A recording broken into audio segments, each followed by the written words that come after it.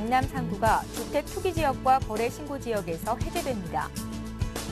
금융통화위원회는 오늘 정례 회의를 열고 한국은행의 기준금리를 연 3.25%로 동결하기로 했습니다. 동반성장위원회가 대기업의 동반성장지수를 평가하고 7곳은 개선, 6개사는 우수 판정을 내렸습니다.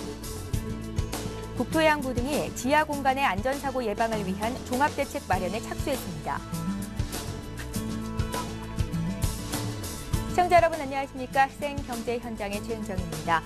옵션 만길이었던 오늘 코스피 지수가 지지선이었던 1950선도 내주면서 장을 마쳤는데요. 김종선 기자 연결해 자세한 마감 시황 살펴봅니다. 안녕하세요. 안녕하세요. 예, 외국인과 프로그램 매도 속에 오늘 지수가 또 한 번 하락이었습니다. 마감 시황 전해주십시오. 네, 오늘 유가증권 시장에서 코스피 지수는 전날보다 5.36포인트, 0.27% 하락한 1944.93으로 거래를 마쳤습니다. 그리스의 유로존 탈퇴 가능성과 스페인 국채금리 급상승 등 유럽 위기와 옵션 만기에 대한 우려가 투자 심리를 위축시켰는데요. 특히 외국인과 프로그램 순매도로 장중 1930선까지 주저앉기도 했습니다. 그러나 이후 개인과 기관의 동반 매수세가 유입되면서 반짝 상승하기도 했지만 옵션 만기에 따른 프로그램 매물이 늘어나면서 결국 하락세로 마감했습니다. 오늘 개인과 기관이 각각 2,462억 원, 1,292억 원, 5억 원어치 사들이면서 지수 방어에 나섰지만 2,015억 원어치를 판 외국인과 3,179억 원에 달하는 프로그램 순매도를 막아내기에는 힘에 부치는 모습이었습니다. 건설과 종이목재, 유통 등을 제외한 대부분의 업종이 하락했는데요. 특히 통신과 의료정밀 등이 1% 이상 빠지며 상대적으로 하락폭이 컸습니다. 시가총액 상위 종목 중에는 현대중공업이 미국에서 6억 5천만 달러 규모의 수주 소식에 사흘 만에 반등에 성공했고 SK하이닉스와 LG화학도 각각 2, 4분기 실적 기대감과 낙폭 과대평가에 주가가 상승하는 모습을 보였습니다. 한편 정부에서 강남 3구에 대한 부동산 규제를 완화한다는 소식에 GS건설과 현대건설, 두산건설 등 대형 건설주가 일제히 상승세를 보였고 LG전자도 스마트폰 부문의 성장성에 대한 기대감의 강세를 나타냈습니다. 예, 유로존 위기가 다시 수면으로 떠오르고 있고 국내 증시가 무기력증에 빠지면서 1950선도 내줬는데요. 그런데 이런 분위기가 3, 4분기까지 이어질 것이라는 전망이 나오고 있다고요? 네, 오늘 코스피 지수는 0.27% 하락하면서 장을 마쳤는데요. 얼어붙은 투자 심리를 반영하듯이 이날 거래 대금은 4조 3,796억 원에 그치면서 6거래일 연속으로 4조 원대에 머물렀습니다. 앞으로 수급 전망도 밝지 않은 상황인데요. 지수가 단기 바닥을 찍고 반등하더라도 당분간 가격 메리트가 높은 중소형주 위주의 제한적인 매매가 이어질 가능성이 높아서 거래 대금이 뚜렷한 증가세를 보이기 어렵다는 게 전문가들의 분석입니다. 국내 기업들이 영업이익 전망치가 상향 조정되고 있기는 하지만 전기전자와 자동차, 음식료 등 일부 업종이 그치고 있어 시장 전반적으로는 이익 모멘텀이 약한 상태인데요. 금융정보업체 에펜가이드에 따르면 유가증권 시장 상장 기업 116곳의 연간 영업이익 추정치는 최근 한 달 동안 0.53% 상향 조정됐지만 IT, 운수장비 등 일부 업종만 상향 조정됐고 운수창고, 전기가스업, 화학 등 대부분의 업종은 큰 폭으로 실적 전망이 하향 조정되고 있는 상황입니다. 전문가들은 1900선에서 심리적인 단기 지지선이 형성되면서 지수의 추가 하락은 제한적일 것으로 전망하고 있는데요. 또 국내 증시가 이달 말에서 다음 달 초를 기점으로 변곡적이 나타날 것으로 전망하고 있습니다. 특히 6월 전후로 그리스의 연정 구성과 유럽연합의 경제 성장 계획 등이 확정되고 중국의 통화정책의 변화가 나타난다면 주가도 반등할 것이라는 분석입니다. 다만 추세적인 반등 시점은 3, 4분기 이후로 예상되고 있는데요. 이종우 HMC 투자증권 리서치 센터장은 현 주가 수준은 기업의 이익이 크게 증가하지 않는 한 가격 메리트가 높다고 보기 어렵다면서 경기 회복세 역시 뚜렷하지 않아 유럽 사태가 안정되고 경제 지표의 반등이 뚜렷해지면서 수급 주체가 형성될 때까지 다소 시간이 걸릴 것이라고 전망했습니다. 예, 3, 4분기까지는 뚜렷한 반등이 나타나기는 어려울 것이다. 전문가들의 지적인데요. 그렇다면 앞으로 투자 전략은 어떻게 가져가면 좋겠습니까? 네, 증시 조정 기간이 길어질수록 중소형주의 기술적인 반등이 나타날 수 있는 만큼 당분간은 실적 모멘텀과 가격 메리트를 겸비한 중소형 위주로 투자 전략을 짜는 것이 바람직하다고 전문가들은 조언하고 있습니다. 김성봉 삼성증권 시황팀장은 상승 종목수와 하락 종목수의 상대적인 비율을 의미하는 ADR 지수가 최근 바닥권에 돌아서는 조짐을 보이는 만큼 지수의 영향력이 덜하면서 낙폭이 큰 중형주의 가격 메리트가 부각되고 있다며 실적이 뒷받침되면서 가격 메리트를 겸비한 종목을 단기 매매 대안으로 삼는 전략이 유효할 것이라고 말했습니다. 다만 중장기적으로는 IT와 자동차가 이익 모멘텀을 바탕으로 증시 주도주로 부상할 것이라는 진단도 계속해서 제기되고 있는데요. 이준재 한국투자증권 리서치센터장은 IT, 자동차 업종에 대한 쏠림 현상이 과도하다는 지적도 있지만 앞으로도 실적 모멘텀이 뚜렷한 업종이 증시를 이끌고 갈 가능성이 높다며 중국 내 시장 점유율이 하락하고 있는 소재 산업보다는 IT, 자동차 등이 변동성이 적을 것이라고 전망했습니다. 예, 오늘 증시 관련 소식은 김종성 기자에게 들어봤습니다. 고맙습니다. 고맙습니다.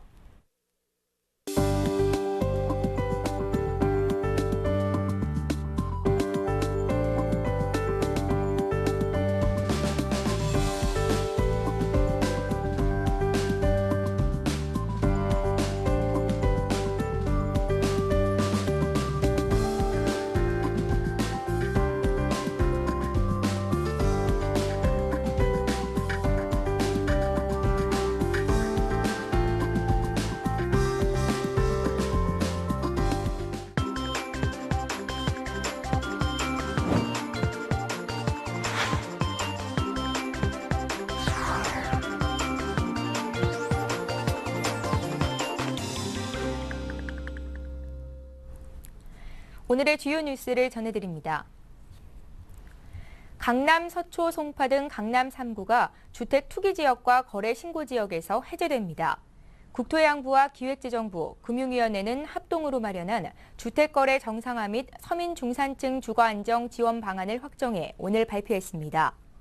지원 방안에 따라 1가구 1주택자의 양도세 비과세 요건은 3년 이상 보유에서 2년으로 줄고 일시적 2주택자의 종전 주택 처분 기한은 2년에서 3년으로 늘어납니다.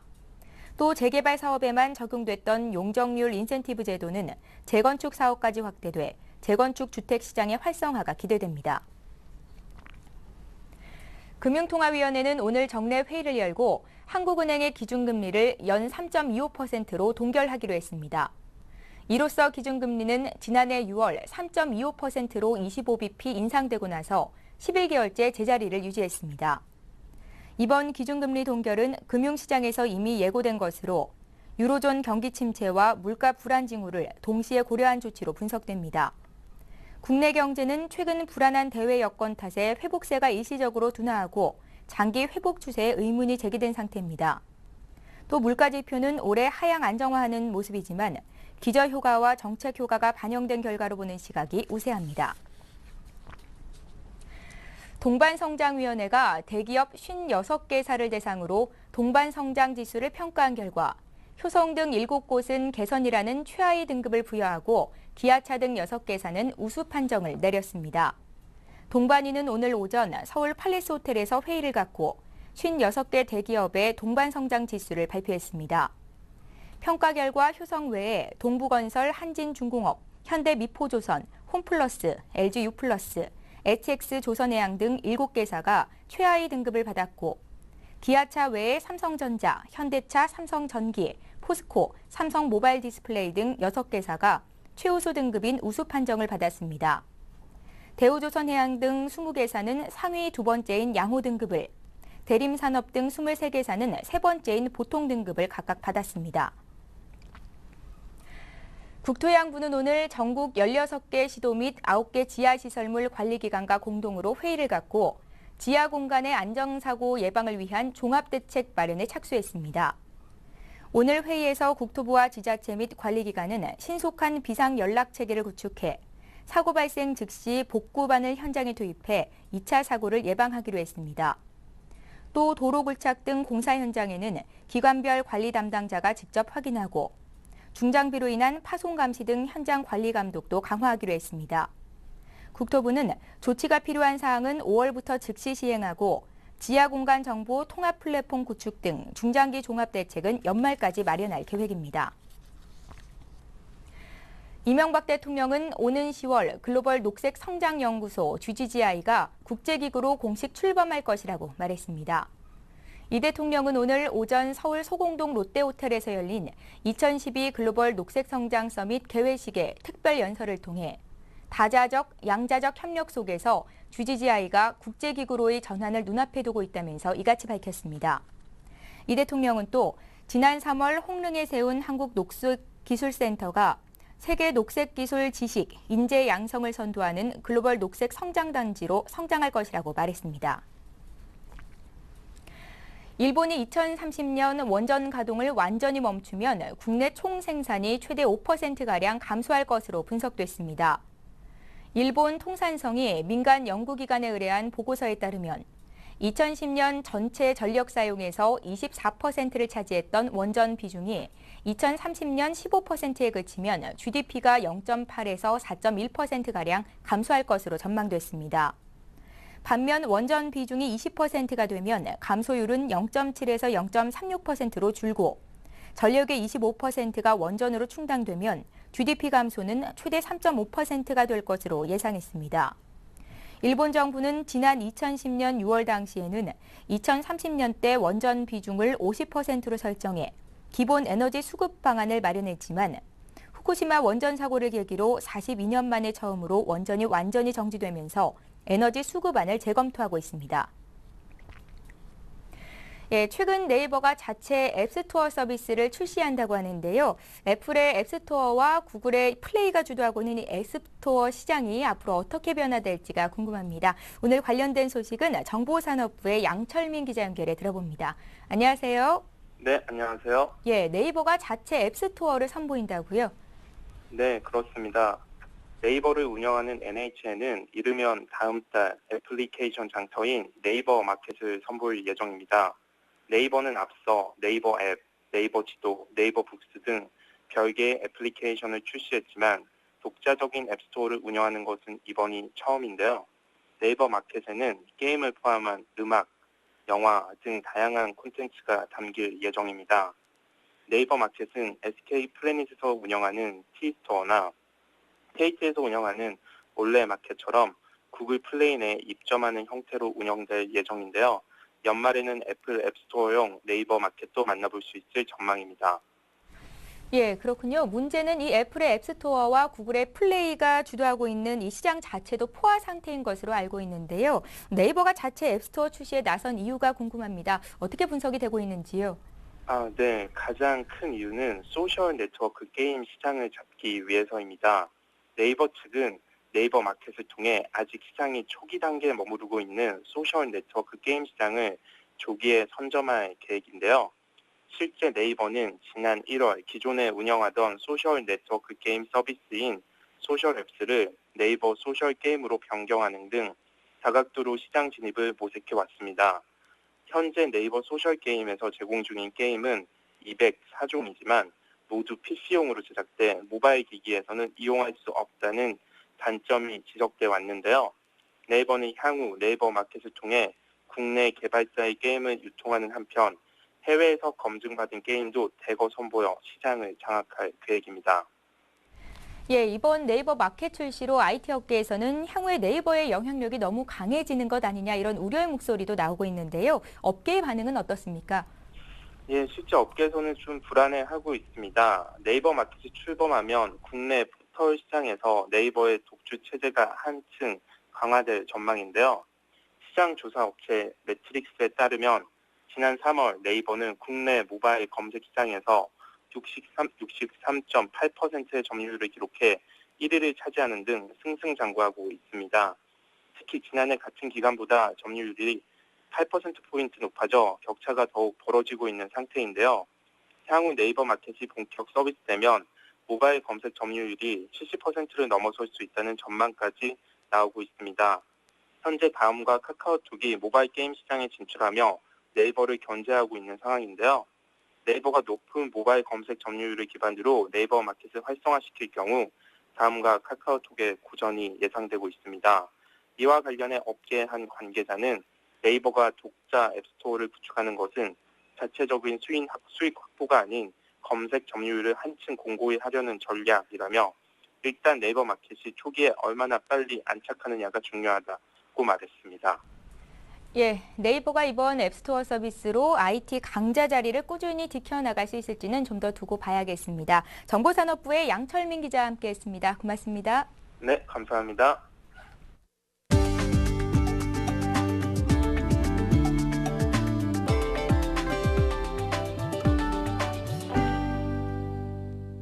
삼성전자가 미국 클라우드 콘텐츠 서비스 업체인 엠스팟을 인수했습니다. 엠스팟은 모바일 기기를 위한 음악과 비디오 전송 서비스를 제공하는 업체로 지난 2004년 설립됐습니다. 삼성전자가 엠스팟을 인수함에 따라 차별화된 멀티미디어 콘텐츠 제공이 가능해져 모바일 기기용 엔터테인먼트 서비스가 한층 강화될 전망입니다. KT가 이달 중으로 롱텀 에볼루션 스마트폰 3종을 출시한다고 밝혔습니다. KT는 내일 펜텍의 베가레이서2를 선보이고 이달 말에는 LG전자의 옵티머스 LTE2와 삼성전자의 새 LTE 스마트폰을 출시할 예정입니다. 다음 달에는 KT테크의 LTE 스마트폰도 공개될 예정으로 새 LTE 스마트폰은 더 빠른 속도와 오래가는 배터리가 특징입니다. 이마트가 생활 밀착형 보장보험 상품 판매를 위한 금융센터를 연말까지 50개로 확대할 계획이라고 밝혔습니다. 이마트는 금융센터를 보험 라운지로 새롭게 단장하고 애견의료보험과 골프보험, 여행자 보험과 스포츠 레저 상해보험, 자전거 상해보험, 치아보험과 실버보험 등 이른바 생활 밀착형 보험 7종을 신규로 판매하기로 했습니다. 이마트 금융센터는 보험과 대출 상품 판매 등을 목적으로 지난해 12월 처음 문을 열어 현재 성수와 은평 등 10개 점포에서 운영 중입니다. 세븐일레븐이 1인 가구를 겨냥한 소용량 와인 패키지를 판매합니다. 이번 소용량 와인 세트는 슈라즈와 메를로 등 레드와인 2종과 소비뇽 블랑, 샤도네이 등 화이트 와인 2종입니다. 총 4병이 들어있는 세트 가격은 18,000원으로 낱개로 구입할 경우 병당 4,500원입니다. 예, 오늘 생경제 현장은 여기까지입니다. 저희는 내일 이 시간에 다시 찾아뵙겠습니다. 고맙습니다.